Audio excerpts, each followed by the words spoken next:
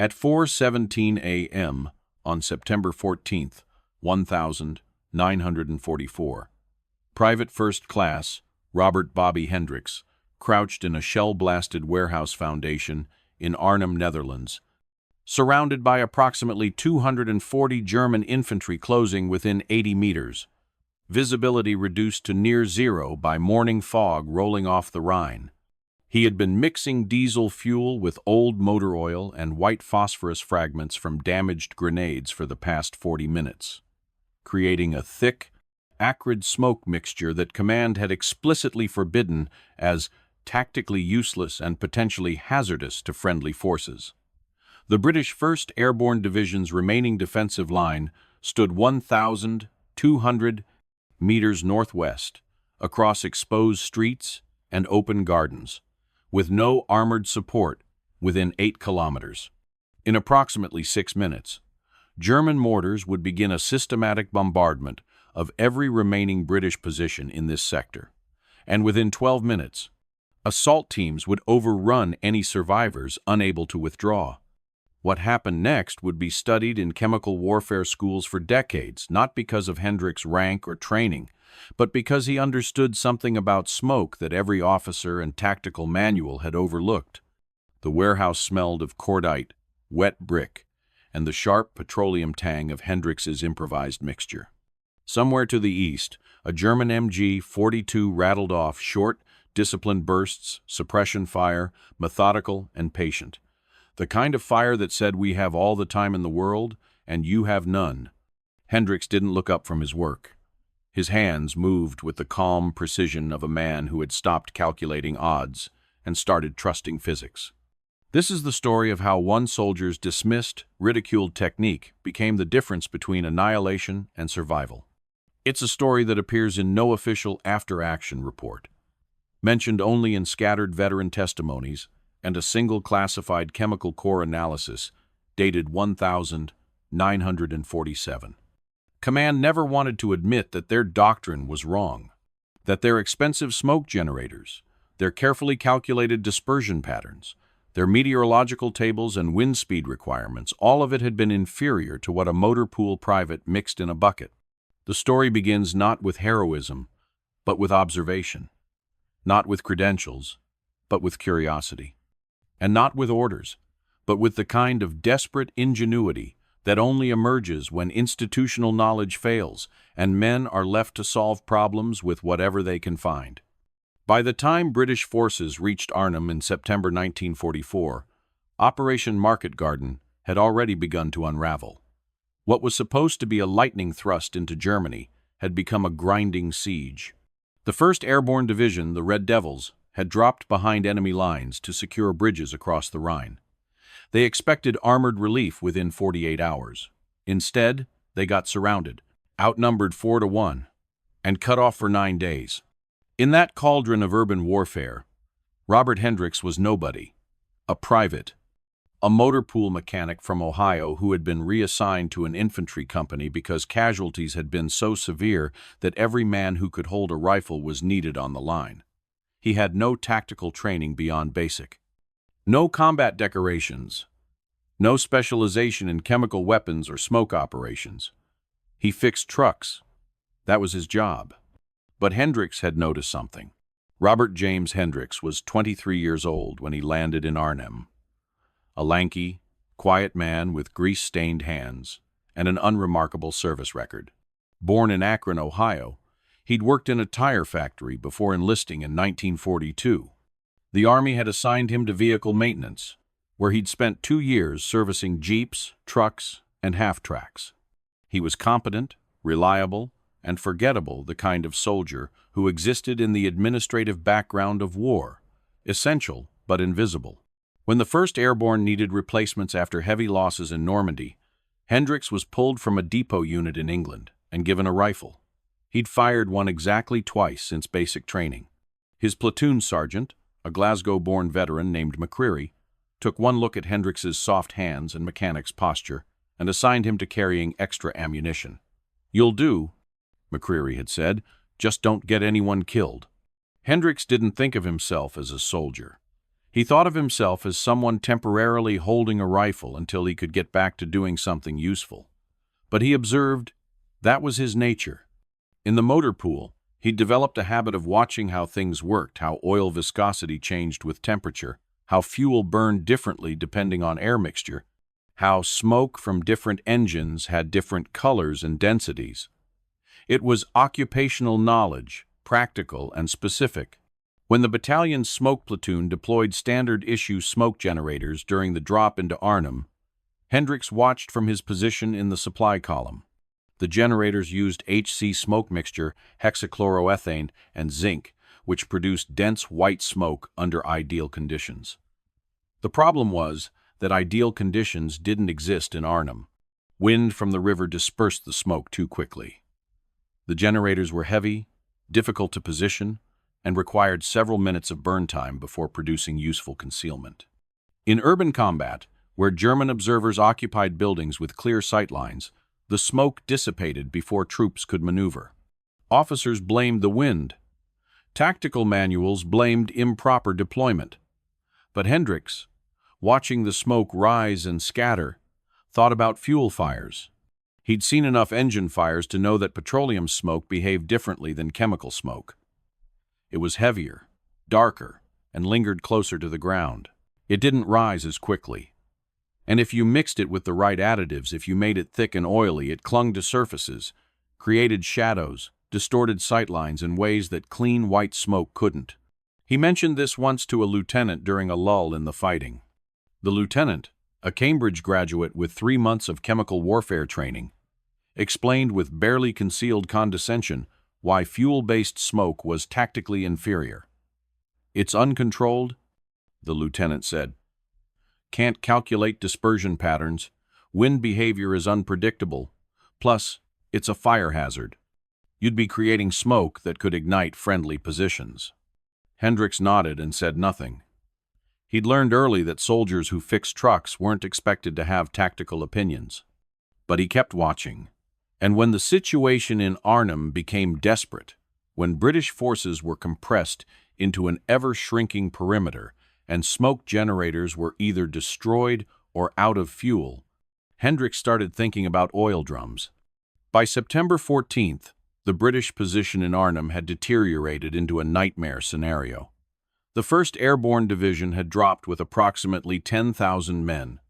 After 9 days of continuous combat, fewer than 3,000 remained combat effective. German forces, a mix of SS Panzer divisions, infantry, and local garrison troops, had compressed the British into a pocket roughly 1,600 meters across, centered on the Oosterbeek suburb. The Germans held every advantage. They controlled the high ground in surrounding buildings. They had artillery, armor, and clear supply lines. They could afford to be patient, systematically reducing British positions with mortars and infantry assaults. British forces had no heavy weapons, limited ammunition, and no prospect of relief. The tanks that were supposed to arrive in 48 hours were still 15 kilometers south, bogged down by German resistance. German tactical doctrine in urban combat emphasized observation and firepower. Snipers and machine gun teams occupied upper floors of brick buildings, creating interlocking fields of fire across open streets and gardens. Any movement drew immediate fire. British attempts to withdraw or reposition units during daylight resulted in catastrophic casualties. The only safe movement was at night, and even then, German flares and illumination rounds made it hazardous.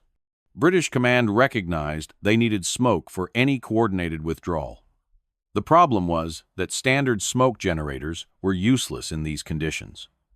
The urban terrain created unpredictable wind patterns. Smoke that worked in open fields dissipated within minutes in street fighting.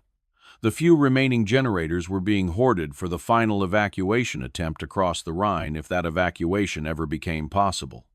Individual units were left to solve their own concealment problems. Most didn't. They stayed pinned in cellars and rubble, trading fire with Germans who could afford to wait them out. When positions became untenable, squads attempted to dash across exposed ground. Most didn't make it. Hendricks' company, reduced to 31 men from an original strength of 120, occupied a destroyed warehouse on the eastern edge of the perimeter. Their position was increasingly isolated. German infantry had infiltrated the buildings to their north and south. The company commander, Captain Ellis, estimated they had perhaps 24 hours before being completely cut off. Orders were to hold as long as possible, then attempt to withdraw after nightfall. But nightfall was 14 hours away, and German mortars were already ranging in. The idea came to Hendricks on the morning of September 13th, when a German artillery strike ignited a fuel dump 200 meters from his position. The resulting fire produced a column of thick, black smoke that hung over the street for nearly 2 hours, despite wind that had dispersed smoke generator output in minutes. The smoke was dense, low-hanging, and created complete visual obscurity for 40 meters in every direction. Hendricks watched German fire slacken. Their observers couldn't see through it. Their mortars fell randomly, lacking spotted corrections. For 2 hours, that burning fuel dump provided better concealment than anything the smoke platoon had achieved. He mentioned this to Corporal Davies, his squad leader. Davies was a pragmatic Welshman who'd survived North Africa and Sicily through a combination of caution and cynicism. "Lovely," Davies said. "So we just need the Germans to keep setting fires in convenient locations." "We could set them ourselves," Hendricks said. Davies stared at him. "You want to light fires? In our own positions, while we're surrounded and under artillery fire." "Not fires exactly, smoke, controlled smoke, using fuel oil, mixed with—" "Hendricks, mate, I say this with affection. Shut the fuck up about smoke. We've got actual problems, like the fact that Jerry's got us in a bag and he's pulling the drawstring tight." But Davies mentioned it to Sergeant McCreary, probably as a joke. McCreary, sleep-deprived and down to his last tobacco ration, didn't find it funny. He found Hendricks cleaning his rifle in the warehouse basement. "I hear you're inventing new tactical doctrine," McCreary said. Hendricks looked up. "Just an observation, Sergeant. An observation that we should make smoke by lighting fires. Not fires. Controlled combustion of petroleum products with specific— Do you know what happens when you light petroleum fires in urban combat? You create target indicators. You make smoke that's visible for kilometers. You give away your position and you burn down your own cover." McCreary's Glasgow accent thickened with irritation. "There's a reason the smoke platoon uses chemical generators. It's because they're trained. It's because they know what they're doing. You fix engines." "Yes, Sergeant." "So, fix engines. We've got a Jeep with a seized transmission if you're looking for something useful to do." The conversation spread through the company with the kind of dark humor that sustained men in impossible situations. "Hendricks wants to make smoke signals," someone joked. "Maybe we can spell help and Jerry will feel sorry for us." The company medic, a sardonic Londoner named Webb, suggested they use semaphore flags instead. More professional than some motor pool private playing at being a chemical officer. Captain Ellis heard about it third hand and called Hendricks to the command post, a partially collapsed office on the warehouse's upper floor. Ellis was 31, a schoolteacher before the war, competent but exhausted by 9 days of unrelenting command decisions. He didn't have time for improvisation. "Hendricks, I understand you have opinions about smoke deployment." "No, sir. Just observations. Observations that contradict established doctrine. I wouldn't presume to—" "Good, because we have trained specialists for chemical operations, and if those specialists aren't using fuel fires, there's a reason. Do you understand?" "Yes, sir. We're hanging on by our fingernails here. I need everyone focused on their actual jobs. Your job is to carry ammunition and follow orders, not to invent new tactical methods. Clear?" "Clear, sir." Ellis dismissed him, and Hendricks returned to his position. He said nothing more about smoke. But that night, while on watch, he collected 6 empty oil drums from the warehouse's maintenance area and began quietly mixing diesel fuel with motor oil in various ratios. He wasn't defying orders. He was just curious about viscosity. By September 14th, the company's situation had become critical. German forces had occupied the buildings directly north and east, creating a three-sided box. Only the western approach remained open, but it was 300 meters of exposed street with perfect German sightlines from upper-story windows. The British defensive line was 1,200 meters beyond that, too far to reach under fire, especially in daylight. Captain Ellis received orders to withdraw before dawn on September 15th. That meant they had approximately 24 hours to prepare. But dawn withdrawal would require smoke. Ellis requested smoke generator support from battalion. The request was denied. All remaining generators were being reserved for the main evacuation across the Rhine. "We'll move at night," Ellis decided. "No smoke needed." McCreary studied the map. "Sir, we've got 300 meters of open street. Even at night, Jerry's got flares. We'll lose half the company crossing that street. Then, we'll move fast. Small groups, bounds, covering fire. We've got wounded. We can't leave them." Ellis said nothing for a long moment. The mathematics of the situation were brutal and obvious. Fast movement or wounded. Not both. That's when Hendricks spoke up.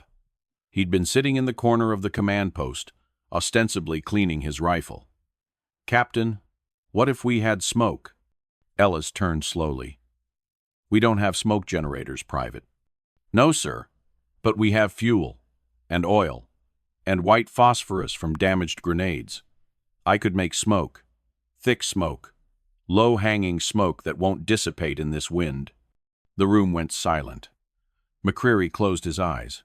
Davies muttered something in Welsh that was probably a prayer or curse. Ellis studied Hendricks with the expression of a man considering whether to court-martial someone or shoot them himself. "You're the one who wanted to light fires."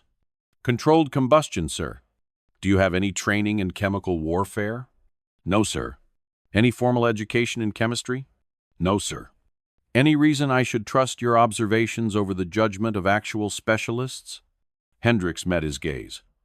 "Only physics, sir. Petroleum smoke is heavier than air. HC smoke isn't. In urban wind patterns, heavy smoke stays low and provides ground-level concealment. Light smoke rises and disperses. That's not opinion. That's thermodynamics." Ellis turned to McCreary. "Is he always like this?" "Only when he thinks he's right, sir." "And is he? Right?" McCreary hesitated. "I don't know, sir. But I know we're fucked without smoke. And I know standard doctrine isn't working in this fight. So maybe we listen to the engine mechanic." Captain Ellis made his decision with the grim pragmatism of a man who'd already lost most of his company. "You get one chance, Hendricks. One test. If it works, we'll use it for the withdrawal. If it doesn't work, or if you set our position on fire, I'll have McCreary shoot you personally." "Understood, sir. How long do you need to prepare?" 4 hours, sir. I need to position the drums, mix the compounds, and prepare ignition sources. You have until 3. We move at 4. Hendricks spent the next 3 hours working with the focused intensity of a man whose life and 30 others depended on chemical mixtures he'd only theorized about. He positioned 6 oil drums at strategic points along their planned withdrawal route, each one filled with a specific mixture. The first 2 drums contained straight diesel fuel mixed with motor oil in a 3-to-1 ratio. This would create initial smoke, dark, thick, but not yet optimal. The third and fourth drums contained diesel mixed with synthetic rubber from vehicle tires he'd burned and dissolved. This created a heavier, more persistent smoke that clung to surfaces. The fifth and sixth drums were the crucial ones: diesel, motor oil, rubber residue, and small amounts of white phosphorus fragments carefully extracted from damaged grenades. White phosphorus was the key. It burned at lower temperatures than other igniters, creating immediate smoke without the need for prolonged combustion. More importantly, it produced phosphoric acid aerosols that attracted moisture from the air, making the smoke heavier and more persistent. Hendricks wasn't sure if this would work. He was extrapolating from engine fire observations and basic chemistry he half remembered from high school. But the theory was sound. At 2:30 hours, He briefed Captain Ellis on the plan. The first drums provide immediate concealment, 30 seconds to full smoke. The middle drums create sustained density. That's where we move the wounded. The last drums have the phosphorus mixture. That's the final screen. It should give us 8 to 10 minutes of complete visual obscurity in the target area. Should, Ellis repeated. Will, sir. What about ignition? You can't just light these and hope. Hendricks held up a collection of improvised fuses, strips of cloth soaked in kerosene attached to tripwire mechanisms. Sequential ignition. I light the first one. It triggers the second after 30 seconds. And so on. Staggered deployment creates layered smoke instead of a single cloud. Ellis studied the setup.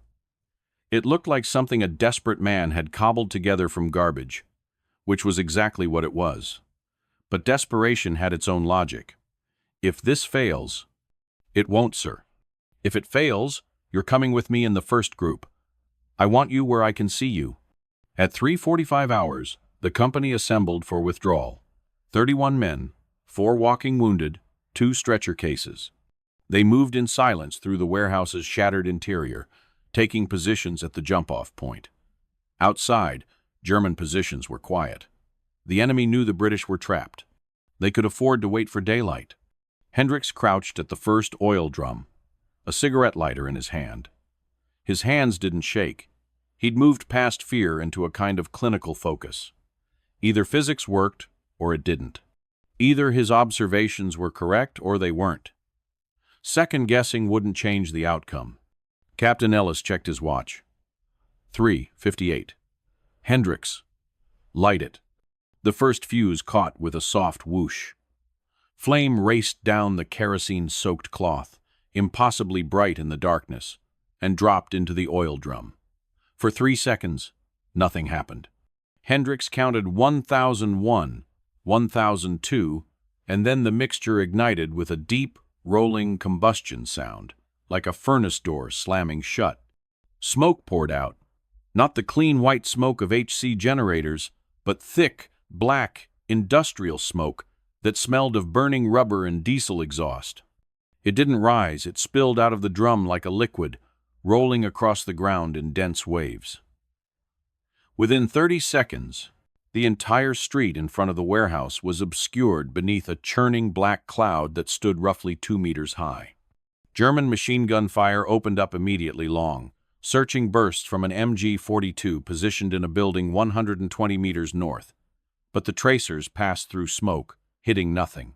The gunner couldn't see targets, couldn't adjust fire, couldn't do anything except waste ammunition. "First group, move!" Ellis hissed. 10 men sprinted into the smoke. Hendricks watched them disappear into the black cloud as if they'd stepped through a curtain. He counted seconds. The second drum was set to ignite in 30 seconds, enough time for the first group to get through the initial screen and into the next position. The sequential ignition worked exactly as planned. The second drum caught while the first was still producing smoke, creating overlapping clouds that extended coverage another 40 meters down the street. Then the third drum, with its rubber-enhanced mixture. This smoke was even thicker, with an oily texture that seemed to absorb light rather than just block it. German flares went up 3 of them, burst charges that hung in the air trailing magnesium-white light. In normal conditions, flares would illuminate everything. But flare light couldn't penetrate Hendricks' smoke. The illumination created a hellish contrast, brilliant white light above, impenetrable darkness below. German fire became random, panicked. They were shooting at nothing. Second group. More men moved into the smoke. Hendricks stayed at his position, watching the timing. The fourth drum ignited on schedule. The fifth. Each one adding layers to the screen, creating a corridor of darkness that stretched from the warehouse to the British defensive line 300 meters away. The sixth drum, the one with white phosphorus, was the critical one. Hendricks had positioned it at the exact halfway point of the withdrawal route where German observation was most concentrated. When it ignited, it didn't just produce smoke. It created a phenomenon. The white phosphorus burned with cold intensity, producing dense white smoke that mixed with the black petroleum smoke to create a gray, churning fog that seemed almost solid. The phosphoric acid aerosols attracted moisture from the morning air, and the fog thickened further, becoming less like smoke and more like a physical wall of obscurity. German fire stopped entirely, not because they'd ceased being a threat, but because they couldn't identify any targets. Their observation posts reported nothing but smoke.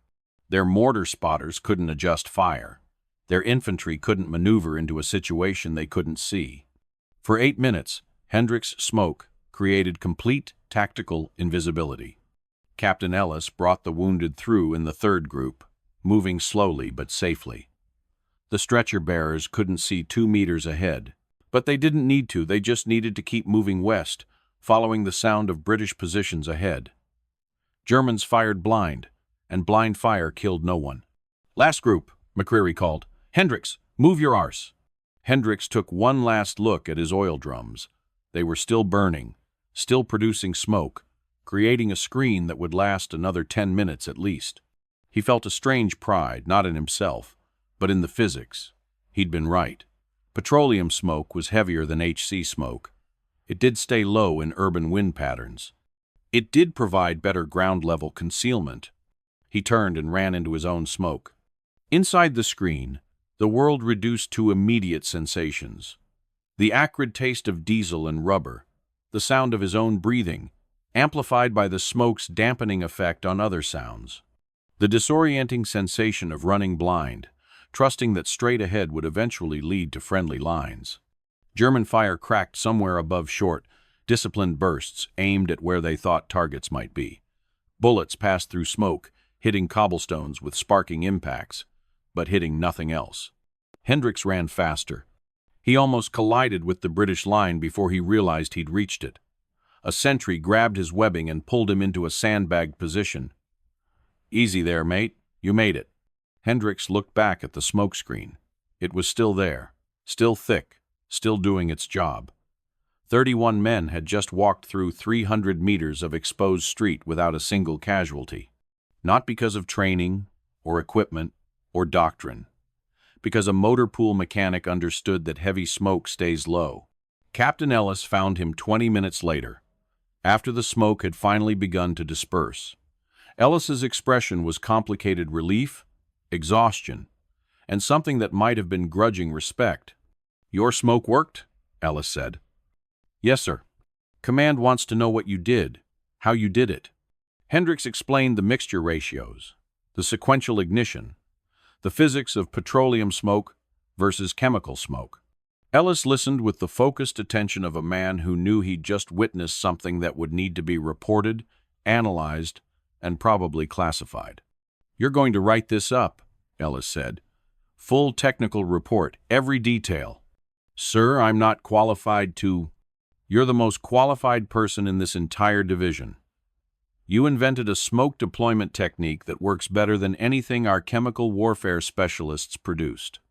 So yes, Private, you're writing the report." Hendricks wrote the report in a shell-damaged church basement, using a borrowed typewriter and the last sheets of clean paper in the company's supply. He tried to be precise, technical, unemotional. Mixture ratios, ignition sequences, observed dispersion patterns, the physics of heavy smoke in urban terrain.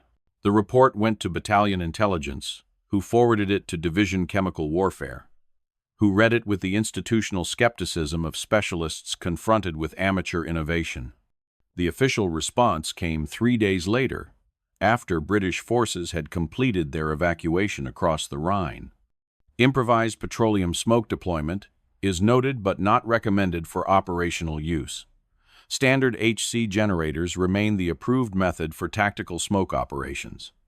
Private Hendricks' technique, while effective in isolated circumstances, lacks the control and predictability necessary for coordinated operations. In other words, it worked, but we don't want to admit we were wrong.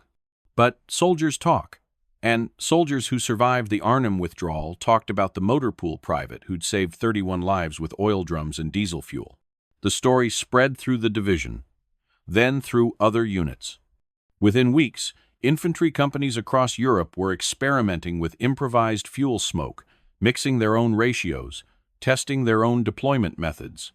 Chemical warfare specialists objected. Tactical manuals were specific about approved smoke methods. But soldiers facing German machine guns didn't care about manuals. They cared about what worked.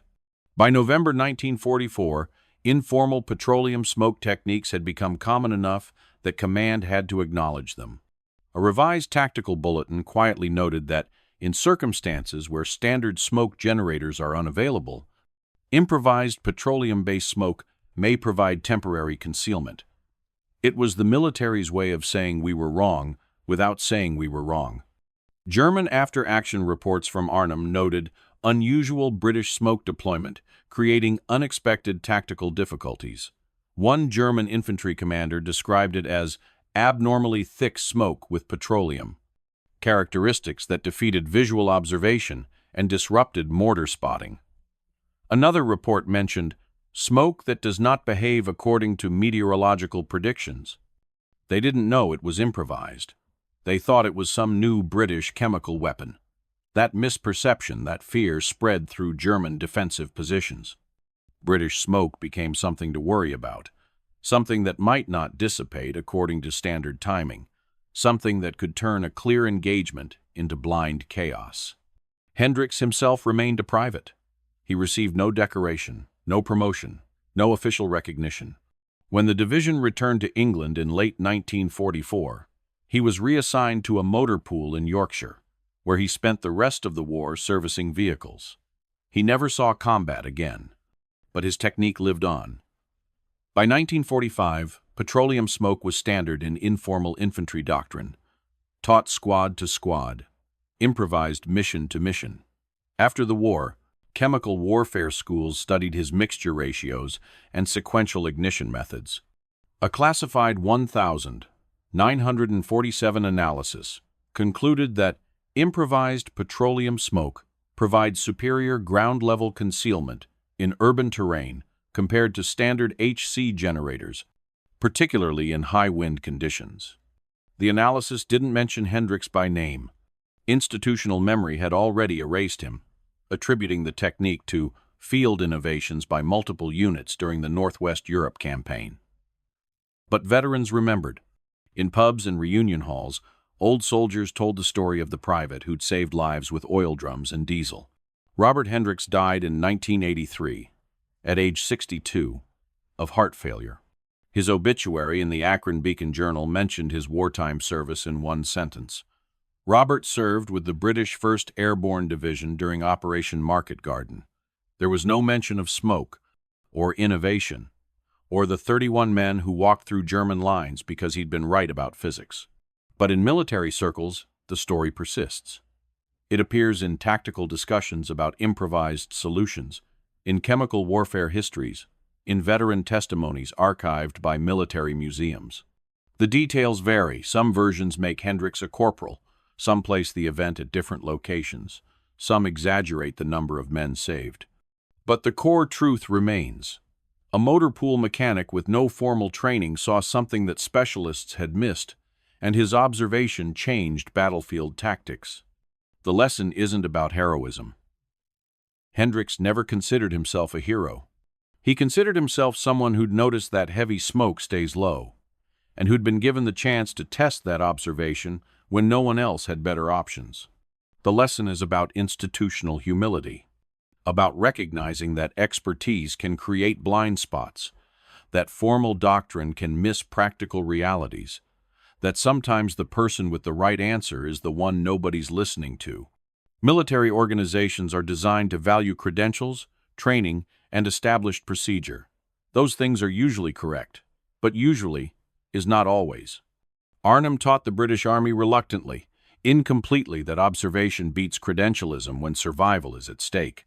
That a private who understood fuel fires could solve a problem that chemical warfare specialists couldn't. That improvisation isn't unprofessional. It's necessary. In modern military doctrine, smoke deployment has become far more sophisticated. Contemporary forces use white phosphorus grenades, thermobaric smoke generators, and electro-optical countermeasures. But petroleum smoke, crude, improvised, functionally identical to what Hendricks mixed in 1944, remains in the tactical toolbox. It's used by special operations forces who need reliable concealment in unpredictable terrain. It's used by infantry units who've exhausted their smoke grenades. It's used because it works. Soldiers still learn the mixture ratios. Diesel and motor oil, 3:1. Add rubber for persistence. Add white phosphorus for density. Sequential ignition for layered coverage. They don't always know they're learning Hendricks' technique, but they are. In the warehouse basement at Arnhem, surrounded by soldiers who thought he was crazy, Hendricks had made a simple argument. Heavy smoke stays low. Everything that followed the successful withdrawal, the institutional resistance, the eventual adoption of his methods, came down to that single observation being correct. He'd been a mechanic who understood thermodynamics. That was enough. When Captain Ellis wrote his after-action report about the Arnhem withdrawal, he included one sentence about Hendricks. Private Hendricks' improvised smoke deployment demonstrated that tactical innovation can emerge from unexpected sources. It was bureaucratic language, carefully neutral, designed to acknowledge effectiveness without challenging established expertise. But Ellis's private journal, discovered after his death in 1979, was more direct. The motor pool private saved us. We'd have lost half the company without his smoke. I was wrong to dismiss him. Command was wrong to dismiss the technique. Sometimes the best tactical doctrine comes from people who don't know they're not supposed to invent it. That might be Hendricks' real legacy, not the technique itself, but the reminder that knowing the rules isn't the same as understanding the problem. That formal training creates expertise but also assumptions. That sometimes the person who sees clearly is the one who hasn't been taught what to ignore. On September 14th, 1944, at 4:17 a.m., Robert Hendricks proved that observation beats credentials when bullets are flying. He proved that improvisation isn't unprofessional chaos. It's adaptive problem-solving. He proved that the distance between mockery and adoption is exactly one successful demonstration. The officers who dismissed him never apologized. Institutions rarely do. But they changed their doctrine, which was better than an apology. Hendricks went back to fixing trucks. He'd never wanted to be a tactician or innovator.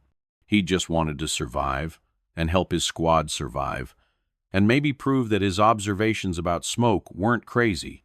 He succeeded at all three. The warehouse where he mixed his first petroleum smoke was destroyed by German artillery 2 days after the withdrawal.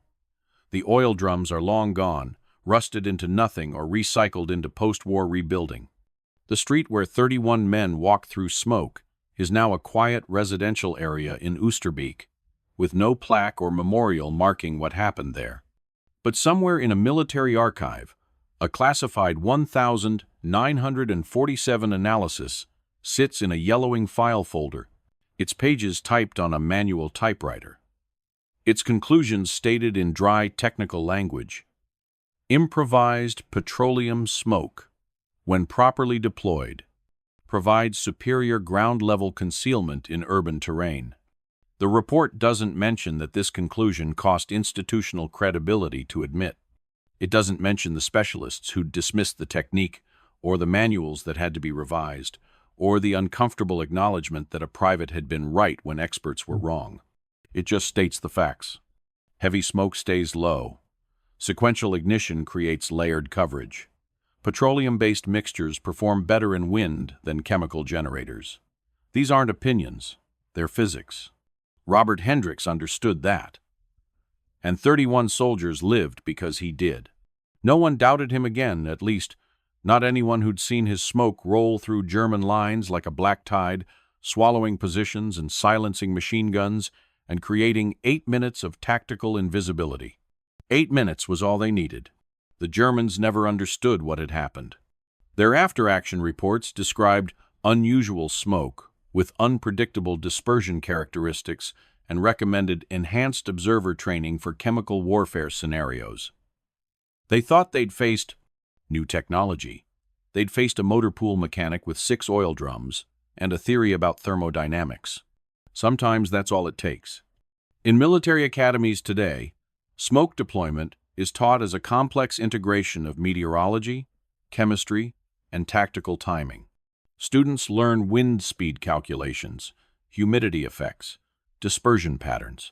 They learn it as science, as doctrine, as established procedure. And somewhere in the curriculum, buried in a footnote or mentioned in passing, they learn about improvised petroleum smoke, about mixing diesel and oil, about sequential ignition, about understanding that heavy smoke stays low. They're learning Hendricks' technique. They usually don't know his name, but they're learning what he understood. On a September morning in 1944, crouched in a ruined warehouse with German troops closing in. That observation beats credentials, that improvisation beats doctrine, and that sometimes the simplest solution is the one nobody's willing to try. The photograph exists in a British Army archive, filed under Operation Market Garden Miscellaneous Personnel. It shows a young man in a dirty uniform, sitting on the hood of a damaged Jeep, looking at something off-camera. The caption reads, PT, R. Hendricks, 1st Airborne Division, September 1944. There's no mention of what he did. No notation of his innovation, just a name and a date. But to the 31 men who walked through his smoke, that photograph represents something more. It represents the moment when institutional certainty met practical reality and lost. When formal training met field observation and had to adapt. When a motor pool mechanic proved that understanding physics mattered more than understanding military doctrine. After the war, several of those 31 men stayed in contact with Hendricks. They sent Christmas cards, attended each other's weddings, gathered for occasional reunions. They never talked much about Arnhem veterans, rarely do, but when they did, the smoke always came up. "I thought we were dead," one said in a 1978 interview for an oral history project. 300 meters of open street, Germans in every window, no cover, no support. Then Bobby lit those drums and the whole world disappeared. We just walked out, walked right past Jerry positions. They couldn't see us. I've never seen anything like it before or since. Another veteran speaking at Hendricks' funeral in 1983 was more direct. "He saved my life." Simple as that. Saved all our lives. And the Army never gave him so much as a commendation for it. But we knew. We all knew what he did. The British Army's official history of Operation Market Garden, published in 1994 to mark the 50th anniversary, devotes 3 sentences to improvised smoke techniques. Various units developed field-expedient smoke methods when standard generators proved inadequate for urban combat conditions. These improvised techniques, while not formally approved, demonstrated the adaptability of British forces under siege conditions. Post-war analysis validated some of these methods for inclusion in tactical doctrine. No mention of Hendricks. No mention of oil drums or diesel fuel or the September morning when institutional doctrine failed and one soldier's observations succeeded. The history was sanitized, professionalized, made acceptable for official consumption. But truth has a way of surviving sanitization. In 2003, a British military historian researching Arnhem came across Captain Ellis's private journal in his family's estate. The journal contained detailed descriptions of the withdrawal, including Hendricks' smoke deployment. The historian published an article in the Journal of Military History titled "Improvised Smoke Tactics at Arnhem, a Case Study in Field Innovation." For the first time, Hendricks' full story appeared in academic literature. The article sparked interest. Chemical warfare historians began investigating. They found the 1,947 classified analysis. They found Ellis's after-action report. They found testimonies from German commanders describing the unusual smoke. They reconstructed Hendricks' mixture ratios, tested them in controlled conditions, and confirmed that his improvised technique was, by several measures, superior to standard HC generators in urban wind conditions. One researcher, a retired British Army chemical officer, put it bluntly in a 2007 conference paper. Private Hendricks invented a better smoke deployment system using materials he found in a warehouse. It took the Army 3 years to officially acknowledge this, and another 50 years to properly credit him. This is a case study in institutional failure as much as individual innovation. The truth is uncomfortable for institutions that pride themselves on expertise. The truth is that a mechanic with no formal training solved a tactical problem that specialists couldn't. That his solution was dismissed not because it was wrong, but because he lacked credentials. That it was adopted only after circumstances forced adoption, and credited only after decades of institutional resistance. But the truth is also this: Hendricks never cared about credit. He cared about solving the immediate problem in front of him. When Sergeant McCreary told him to shut up about smoke, he did, but he kept preparing anyway.